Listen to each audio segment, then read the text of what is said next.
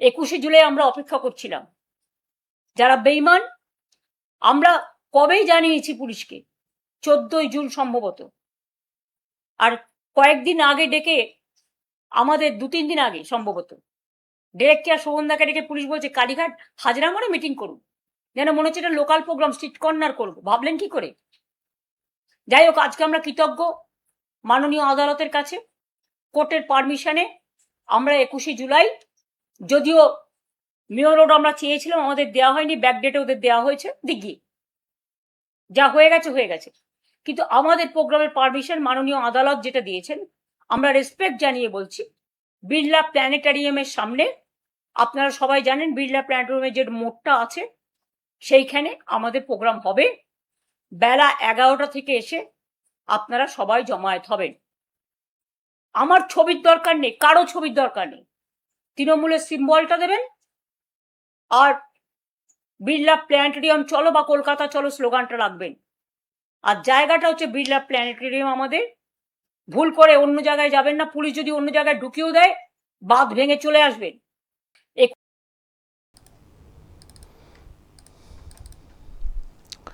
দর্শক, নয়া পোস্টার সামনে চলে এসছে, আর ওই ধর্মতলা চলো আর ওটা না, বিড়লা তারামণ্ডল চলুন, বিড়লা তারামণ্ডল চলুন, এটা হচ্ছে পোস্টার। সর্বভারতীয় তৃণমূল কংগ্রেস শহীদ স্মরণে অমর 21শে জুলাই শ্রদ্ধাঞ্জলি, বিড়লা তারামণ্ডল চলুন। প্রধান বক্তা জননেত্রী মমতা বন্দ্যোপাধ্যায়, 21শে জুলাই 2026 বেলা 1টা। উনি বললেন 11টা, মানে 11টা থেকে জড়ো হতে হবে। প্রচারে উত্তর কলকাতা জেলা তৃণমূল কংগ্রেস, মানে কুণালের। দর্শক, তার মানে 32 বছরের পাপ, সেটাকে ধর্মতলার ওই ব্যস্ততম জায়গা ভিক্টোরিয়া হাউস, সেখান থেকে বিদায় করল শুভেন্দু সরকার। অবশেষে ওই জায়গা থেকে বিদায় করতে পারা গেছে।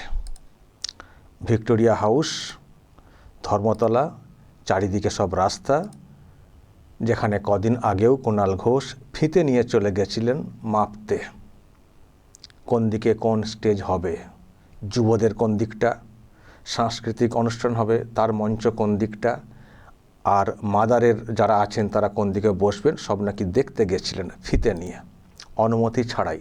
কেসও হয়েছে তার জন্যে। এবং সেদিন কুণাল ঘোষ বলেছিলেন যে এখানে ছাড়া আমরা কোথায় করব, এখানেই তো লাশগুলো পড়েছিল। 1993-এ যে মুভমেন্টটা হয়েছিল, যে লাশ পড়েছিল, যে জন্য আমরা দিনটাকে স্মরণ করি শহীদ দিবস হিসেবে 21শে জুলাই, তো লাশগুলো তো এখানেই পড়েছিল, তো এখানে ছাড়া আমরা কোথায় করব, এখানেই আমাদেরকে করতে দিতে হবে। কিন্তু দর্শক, পুলিশ তো পারমিশন দেয়নি, ওনারা চলে গেছিলেন কলকাতা হাইকোর্টে। কলকাতা হাইকোর্টও অ্যালাউ করলো না।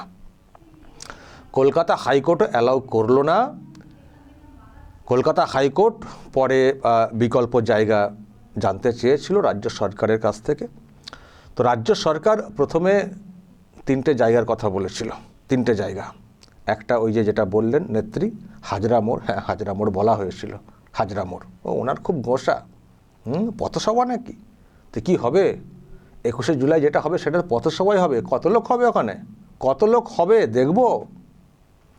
তো একটা হচ্ছে হাজরা মোড় বলা হয়েছিল, 2 হচ্ছে ব্রিগেড, ওই যে তারামণ্ডল বলা হচ্ছে ওর পাশেই তো ব্রিগেড, সেটাতে যাননি ওনারা। ওনাদের নাকি কত লোক, লক্ষ লক্ষ কোটি কোটি, তো ব্রিগেড বলা হচ্ছে ওখানে যান না, না ওখানে যাব না, লজ্জা আরও ধরা পড়ে যাবে না, মানে আরও তো লজ্জায় পড়ে যাবেন না ওনারা। ব্রিগেড এত বড় মাঠ, লোকজন নেই, তো ব্রিগেডে ওনারা যাবেন না। আর একটি জায়গা বলা হয়েছিল, সেটা হচ্ছে ওই দিকে মৌলালির রামলীলা ময়দান, ওটাতেও বলা হয়েছিল। তো ওনারা 3টের একটাতেও রাজি হননি। শেষে ওনারা এই তারামণ্ডল, এখানে ওনারা প্রোগ্রামটা করতে চান। মানে ওনারা ওই ভিক্টোরিয়া হাউসের সামনের বাইরে আরও এলাকাতে চেয়েছিলেন, কিন্তু ওখানে তার দেওয়া যাবে না। ওখানে তো মেয়র রোডে তো অলরেডি পারমিশন দেওয়া হয়ে গেছে রিতো টিএমসি, তারা মেয়র রোডে করছে। কংগ্রেসের একটা প্রোগ্রাম হবে শহীদ মিনার চত্বরে, ফলে ওখানে আর কি করে হবে। তো সেই জন্য পুলিশ যেটা বলার চেষ্টা করেছিল, যেটা আমি দুদিন আগে বলেছিলাম, যখন এই ঋতুদেরকে পারমিশন দেওয়া হয়েছে বলে খবরটা এসেছিল, তখন আমি বলেছিলাম যে এবার দেখবেন পুলিশ হয়তো একটা কারণ দেখাবে যে এই চত্বরে আর ওনাকে পারমিশন দেওয়া যাবে না, হাজরা মোড়ে দেওয়া যেতে পারে। কারণ এখানে ওনাদেরই আর একটা অংশকে দেওয়া মানে গণ্ডগোলকে পাকাতে সাহায্য করা। কারণ পাশাপাশি থাকলে লোকজন এর এমনিতে সব মারামারি হচ্ছে, তো কে কোন দলের কোন গ্রুপের এই নিয়ে তো প্রশ্ন তৈরি হচ্ছে, তো এমনিতেই তো গুঁতোগুতি হচ্ছে না, তো ফলে এখানে সমস্যা হতে পারে। আমি এটাও বলেছিলাম সেদিনে যে গুলিও চলতে পারে, হতেই পারে না, অশান্তি পাকলে যা হয় নিজেদের মধ্যেও গুলিগোলা চলতে পারে, আবার বিরাট কিছু হয়ে গেলে পুলিশকে গুলি চালাতে হতে পারে। ফলে শহীদ দিবসে এসে ফের আবার শহীদ হয়ে যায় বিষয়টা। তো এই একই কথা কলকাতা হাইকোর্টে দেখছি বলেছে পুলিশ, যে এত কাছাকাছি তো পারমিশন দেওয়া যাবে না। তো শেষ পর্যন্ত তারামণ্ডল মানে ওই ভিক্টোরিয়া, এটা ছিল ভিক্টোরিয়া হাউস মানে ধর্মতলা, আর ভিক্টোরিয়া মেমোরিয়াল মানে ওই তারামণ্ডল ওই সাইডে মানে পিজি হাসপাতাল ওই দিকটা যেটা বলছি আর কি, ওইখানে অ্যালাউ করা হয়েছে। কিন্তু তার মানে কিছু শর্ত বেঁধে দেওয়া হয়েছে। আচ্ছা, বলা হচ্ছিল যে লোকজন কত হবে, লোকজন বেশি হলে ব্রিগেডে যান, আর কত কম। তো কল্যাণ নাকি মানে বলার চেষ্টা করেছিলেন কল্যাণ ব্যানার্জি যে 10,000 না 5,000 না কথা বলেছিলেন। তো হাইকোর্ট বলেছে 5,000 না, 2,500 মধ্যে সীমাবদ্ধ থাকতে হবে। যদিও আমি কিন্তু এটুকু মনে করি যে 2,500 এই যে সংখ্যাটা, এটাও হবে না টিএমসির। 2,500 লোক হবে টিএমসির, আপনাদের মনে হয় দর্শক? ফলে কোর্ট হয়তো একটা লিমিট মানে একটা করে দিয়েছে সংখ্যাটা, তো ওটা না করলেও হতে পারতো। 2,500 কেন, 2,000 1,000 লোক হবে কিনা সন্দেহ আছে। তো যাই হোক, কোর্টের যা দায়িত্ব কোর্ট সেটা করেছে, যে যেহেতু ওটার একটা ব্যস্ততম একটা জায়গা, ফলে ওখানে বিরাট কিছু ভিড় করলে চলবে না, 2,500 লোকের মধ্যে সীমাবদ্ধ রাখতে হবে। আর একটা কথা বলা হয়েছে, ওই যে রাস্তাটা ওটা 2টো লেন আছে ওখানে, দেখবেন 2টো লেন, তারামণ্ডলের সাইড দিকে একটা লেন আর উল্টো দিকে মোহরকুঞ্জের দিকে মানে 2টো লেন, মাঝখানে একটা আছে ভাগ আছে।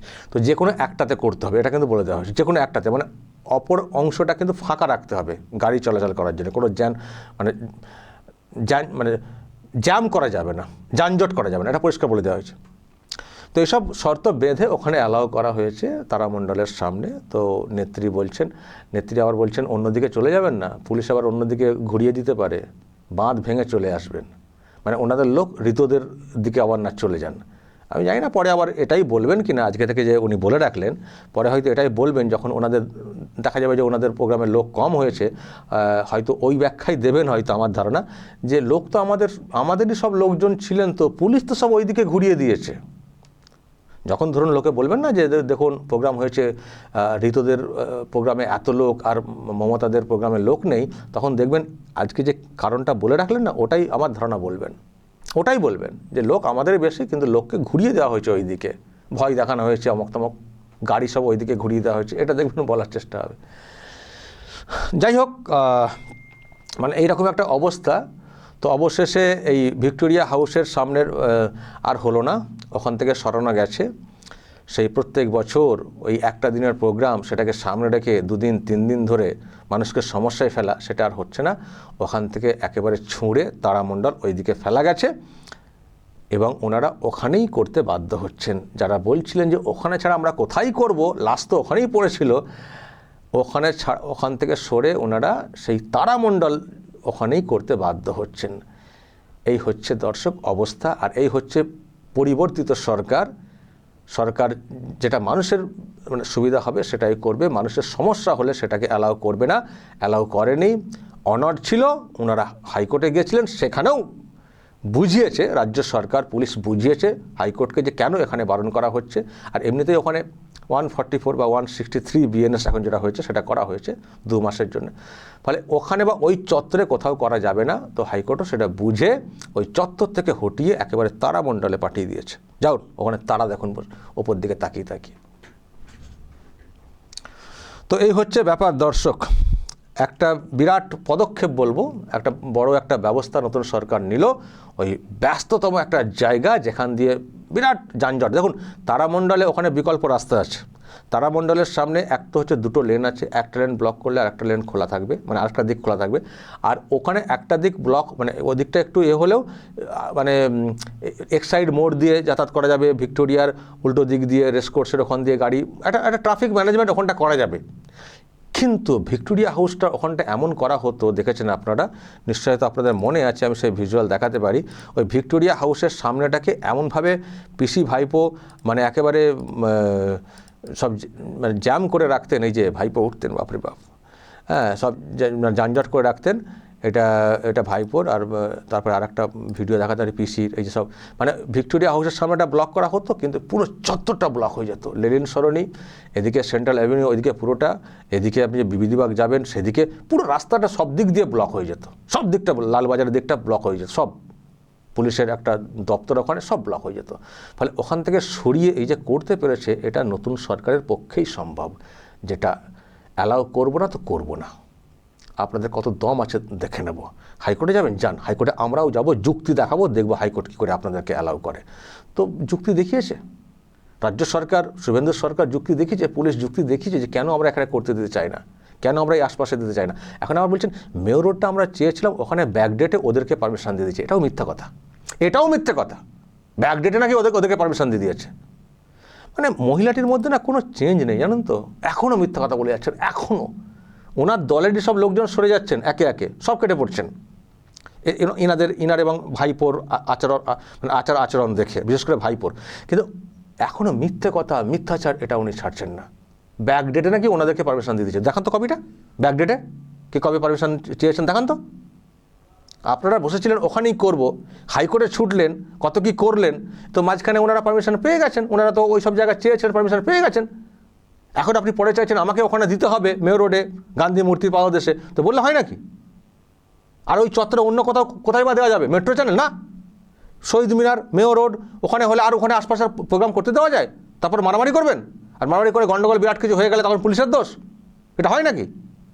তো ফাঁকা জায়গা এমনিতেই নেই, এই চত্বরেই নেই বলে দেওয়া হয়েছিল, যান কালীঘাটে। তো ঠিক আছে, তারামণ্ডল ওখানটা একটু ডিস্টেন্স আছে, তো করুন ওখানে। তো এখানে ব্যাকডেটে কাকে দিতে গেল, মানে সেই মিথ্যে কথা বলা উনি ছাড়ছেন না। তো যাই হোক, যান ওখানে করুন, কত লোক হয় সেটা দেখব, এবং তারপর কি হচ্ছে মানে পলিটিক্যাল ব্যাখ্যা, ওনার স্ট্রেংথ কতটা, আর ঋত তৃণমূলের সঙ্গে মানে মানুষের যোগ কতটা, মানে ওনাদের কর্মীদের যোগ কতটা, সেটা সেদিন আরও প্রমাণ হয়ে যাবে। তো দর্শক বলবেন, অবশেষে শুভেন্দুর সরকার, যেটা বলছিলাম 32 বছরের পাপ, সেই 1994 থেকে 1993 ঘটনা ঘটেছিল, তারপরে 94, তখন কংগ্রেসের ব্যানারে হতো, সেই থেকে এই যে ব্লক করে প্রোগ্রাম করা ইত্যাদি করা, সেই পাপটাকে সরাতে পেরেছে শুভেন্দুর সরকার। কি বলবেন আপনারা দর্শক? যা বলার বলবেন এবং নজর রাখবেন আরামবাগ টিভিতে।